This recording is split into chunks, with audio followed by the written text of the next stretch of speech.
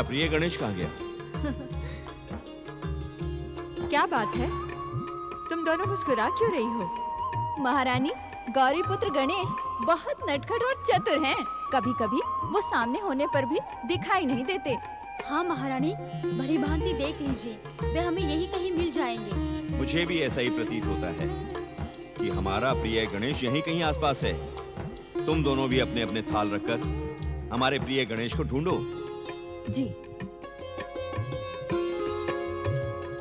हमारे प्रिय गणेश को अपने नाना नानी से हास्य विनोद करना बहुत ही प्रिय लगता है। क्यों ना हम पार्वती को जगाकर ही पूछ लें? इसे तो अवश्य पता होगा कि हमारे प्रिय गणेश कहाँ हैं। नहीं नहीं महारानी, पार्वती को जगाना उचित नहीं। हम स्वयं ही जाकर अपने प्रिय गणेश को ढूंढते हैं। चलिए महाराज। आइए। प्रिय गणेश, प्रिय गणेश, प्रिय गणेश, तुम कहाँ हो? प्रिय गणेश, प्रिय गणेश।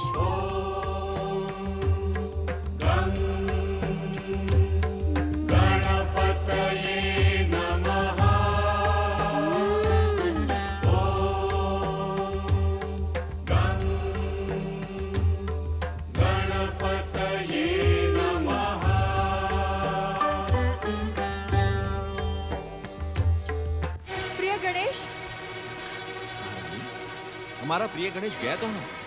पता नहीं।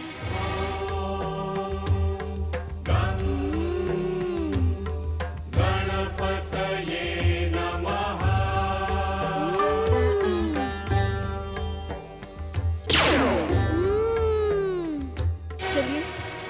प्रिय गणेश,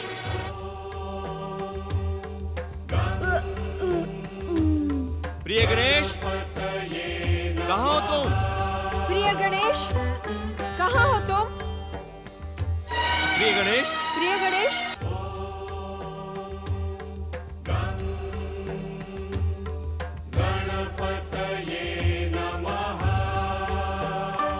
माताश्री उठिए, मुझे बहुत भूख लगी है। इतने बड़े हिमालय राज के महल में मुझे खाने के लिए कोई भी नहीं पूछता। उठो माँ, भूख के मारे मैं तड़प रहा हूँ। उठो माँ, उठो। अपने बालक की भूख का ध्यान माता के अतिरिक्त और कौन रख सकता है? आओ महाराज। प्रणाम पिताश्री। प्रणाम माताश्री। जया, क्या तुम मोदकों के खाली पात्र यहीं छोड़कर चली गई थी? पुत्र गणेश को भूख लगी है, जाओ थाल को भरकर ले आओ।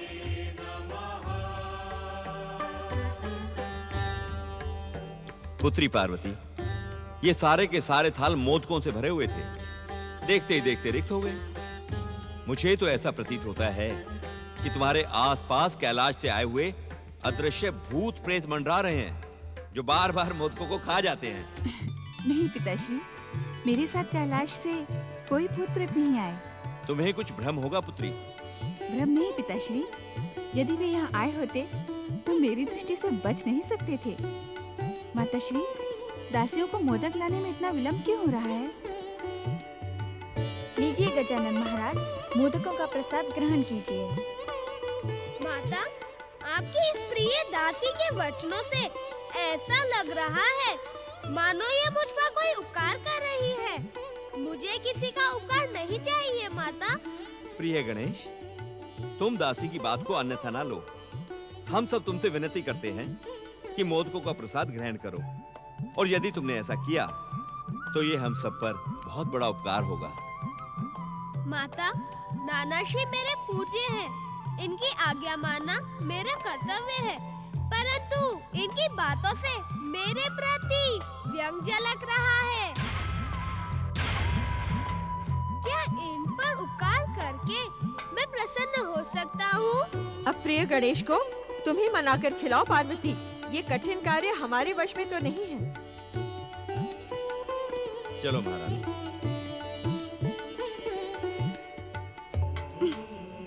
बातें ना बनाकर यदि शांति से मोदक खा लेते तो क्या अनुचित हो जाता? देखो, नाना नानी कितने दुखी होकर चले गए। चलो अब खा लो ये मोदक। मुझे भूख नहीं है माता, अब मैं कुछ भी नहीं खा पाऊंगा।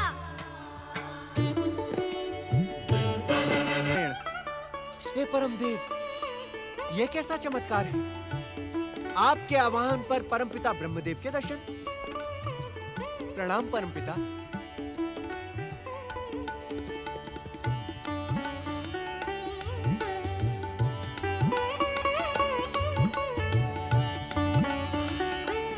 हे परमपिता, क्या आपके इस मानस पुत्र से कोई भूल हुई है जो आप इस प्रकार उपेक्षा भरी दृष्टि से मुझे देख रहे हैं? तुम क्या समझते हो नारद, हमें तुम्हारी गतिविधियों का ध्यान नहीं?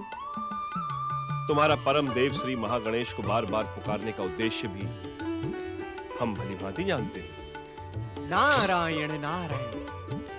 परमपिता, आप विधाता हैं, सर्वशक्तिमान हैं, त्रिदेवों में प्रथम हैं। आपके बारे में ना तो मुझे कोई भ्रम है और ना ही कोई संदेह। आपको इस संसार के हर रहस्य का ज्ञान होना, ये तो स्वाभाविक है। प्रभु, किंतु आप मुझे इतनी उपेक्षा भरी दृष्टि से क्यों देख रहे हैं?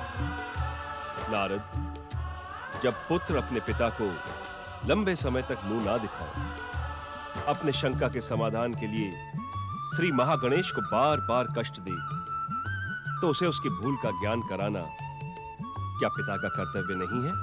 नारायण नारायण। हे परमपिता, अवश्य ही आपकी सेवा में उपस्थित ना होकर मैंने भयंकर भूल की है, किंतु आप दया निधान हैं। मेरी इस भूल को क्षमा करें परमपिता, मेरी इस भूल को क्षमा करें।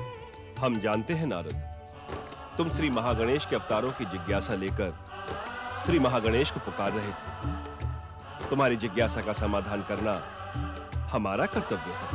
नारायण नारायण, आप धन्य हैं परमपिता। सुनो नारद, गौरी पुत्र श्री गणेश अपनी माता पार्वती के समीप हिमालय महल पहुंच चुके हैं। उधर अदिति पुत्र महोत्कट कश्यप अदिति को पुत्र सुख प्रदान कर रहे हैं। परमपिता, क्या मयूरेश्वर श्री महागणेश ज्योति में विलीन हो चुके हैं? नहीं नारद, कोई भी अवतार अपना कार्य पूर्ण किए बिना अपने मूल रूप में विलीन नहीं होता। मयूरेश्वर श्री गणेश को अभी कई महान कार्य करने हैं। वे उसी की प्रतीक्षा कर रहे हैं। समय आने पर वे स्वयं प्रकट होंगे। नारायण नारायण। इस समय हम तुम्हें इतना संकेत अवश्य दे सकते हैं नारद, कि पातालवासी देवांतक और नरांतक शुक्राचार्य की आज्ञा से पृथ्वी लोक जाकर शिव शंकर की आराधना के साथ तपस्या प्रारंभ कर चुके हैं। परमपिता, किंतु युगों पूर्व परम देव श्री महागणेश ने स्वयं भविष्यवाणी की थी कि उनके अवतार महोत्कट श्री गणेश द्वारा देवांतक और नरांतक का संहार होगा।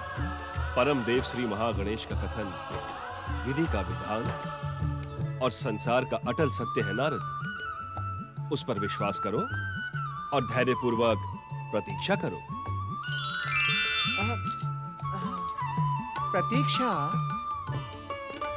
प्रतीक्षा ही तो नहीं होती है इस नारद से परमपिता। नारायण नारायण। नमः शिवाय।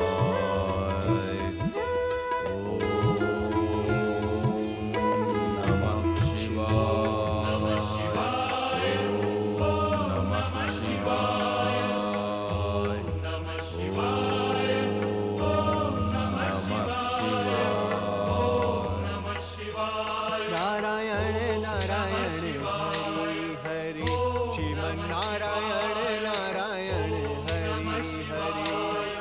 नारायण नारायण।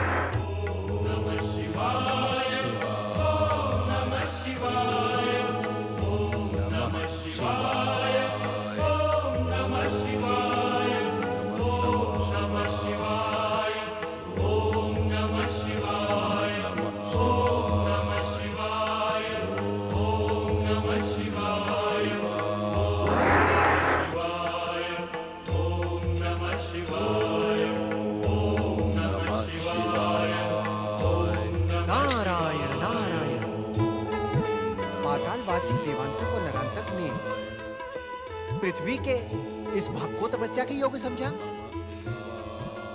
क्या ये दोनों नहीं जानते कि इसी पर्वत प्रदेश के दूसरे भाग में देव माता अदिति का आश्रम है? नारायण नारायण नारायण नारायण। आप इन तपस्वियों को पहचान रहे हैं देवगण? भले ही हमने इन्हें न पहचाना हो देवऋषि, परंतु हम इतना अवश्य जानते हैं कि ये तपस्वी नहीं असुर हैं। देवगण, असुर तपस्वी नहीं हो सकते, ये भ्रम आपके मन में किसने उत्पन्न कर दिया? देवऋषि, देवगणों, दैत्य जाति के इस लंबे इतिहास में अनेकों बार ऐसा हुआ है कि दैत्यों ने परमपिता ब्रह्मा जी की आराधना करके मनवांछित वरदान प्राप्त किया है। क्षमा करें देवऋषि, परंतु ये दोनों दुष्ट असुर तो ब्रह्मदेव की नहीं, भगवान शिव की आराधना कर रहे हैं। नारायण नारायण। देवगण, क्या आप इतना भी नहीं जानते कि भगवान शिव ही दैत्यों के आराध्य हैं? अपने आराध्य की आराधना करने में आश्चर्य कैसा? आश्चर्य तो नहीं है देवऋषि, परंतु अब ये निश्चित हो गया है कि ये दोनों असुर महादेव की आराधना करके उन्हें प्रसन्न करेंगे, फिर उनसे त्रिलोक विजय का वरदान प्राप्त करके स्वर्ग पर आक्रमण करेंगे। यही तो नारायण नारायण, यही तो दैत्य माता दिति और दैत्य गुरु शुक्राचार्य चाहते हैं कि संपूर्ण दैत्य जाति इस संपूर्ण पृथ्वी पर राज्य करे। दानव जाति भला ये शुभ अवसर क्यों छोड़ेगी? नारायण नारायण।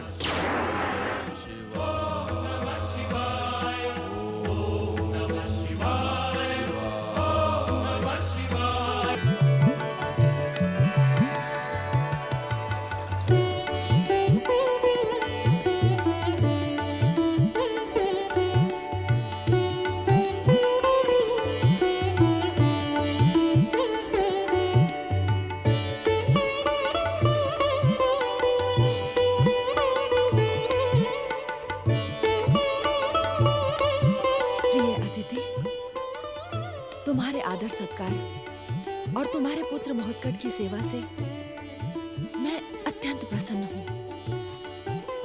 तुम नहीं जानती दीदी, तुम्हारा बदला हुआ रूप और स्वभाव देखकर हम सब कितने अधिक प्रसन्न हैं। सत्य तो यह है कि हमारे जीवन भर की आराधना सफल हो गई। श्री महागणेश की कृपा से अब हम दोनों बहनें सौत नहीं, सखी बन गई हैं। बहनें होते हुए भी हमारे पिताश्री ने हमें सौत बना दिया। इस सत्य को हम कभी नहीं बदल सकते अदिति। जो बीत गया उस पर दुख करके क्या लाभ दीदी? पिताश्री ने वही किया जो हमारी इच्छा थी। यदि हमारे बीच इसी प्रकार प्रेम भाव रहे तो कोई अंतर नहीं पड़ता। अदिति, इसी प्रेम भाव की दुहाई देकर मैं तुमसे एक प्रार्थना करना चाहती हूँ। यदि तुम आज्ञा दो तो निवेदन करो। अवश्य दीदी, तुम निवेदन नहीं आज्ञा करो। मैं जानती हूँ बहन, मेरा कथन सुनकर तुम्हें आघात लगेगा, इसीलिए कहने में संकोच कर रही हूँ। अपनी प्रसन्नता के लिए मेरी चिंता ना करो, निसंकोच कहो। क्या कहना चाहती हो दीदी? अदिति, यदि तुम मुझे प्रसन्न करना चाहती हो तो तुम मुझे स्वामी को मेरे साथ ले जाने दो। स्वामी के बिना कश्यप आश्रम सूना पड़ा है।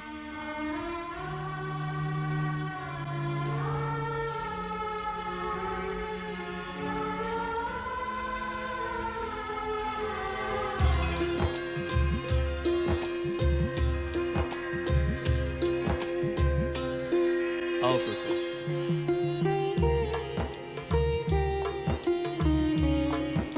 ज्येष्ठ माता नमो नमः, माताश्री नमो नमः। ज्येष्ठ माता, मैं वन से तुम्हारे लिए मीठे मीठे फल लेकर आया हूँ। जानती हो ज्येष्ठ माता, ये फल लाने के लिए मैं स्वयं पेड़ पर चढ़ा था। पिताश्री तो विश्वास ही नहीं कर रहे थे कि मैं पेड़ पर भी चढ़ सकता हूँ। तुम तो कुछ भी कर सकते हो महोत्कट। परंतु पिताश्री तो मुझे रोक रहे थे। क्यों?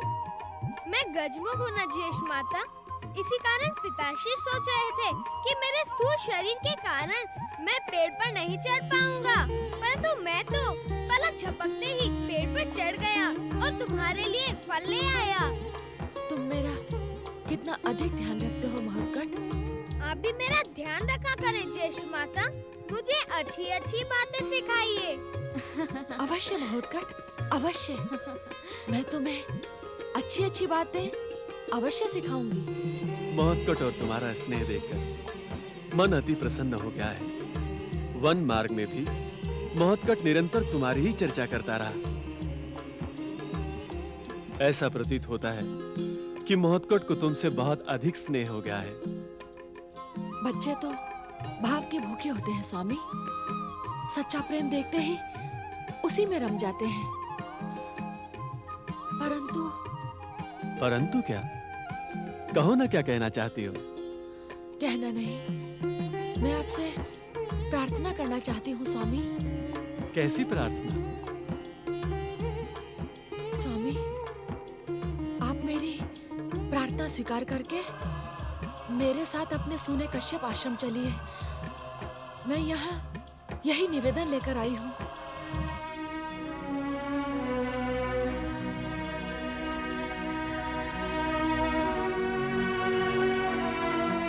दीदी, तुम्हें किस बात का कष्ट है?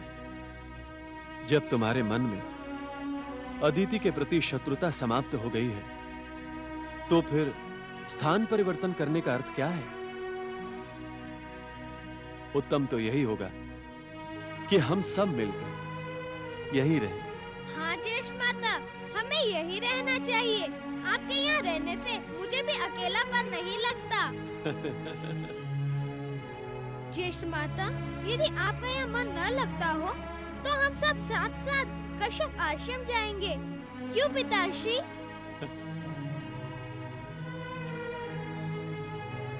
आओ पुत्र।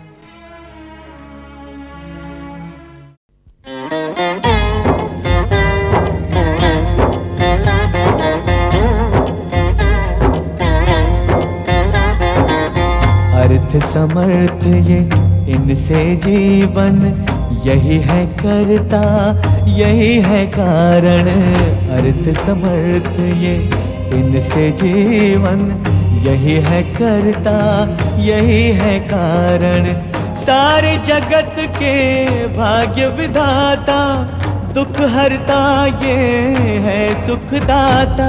श्री गणेश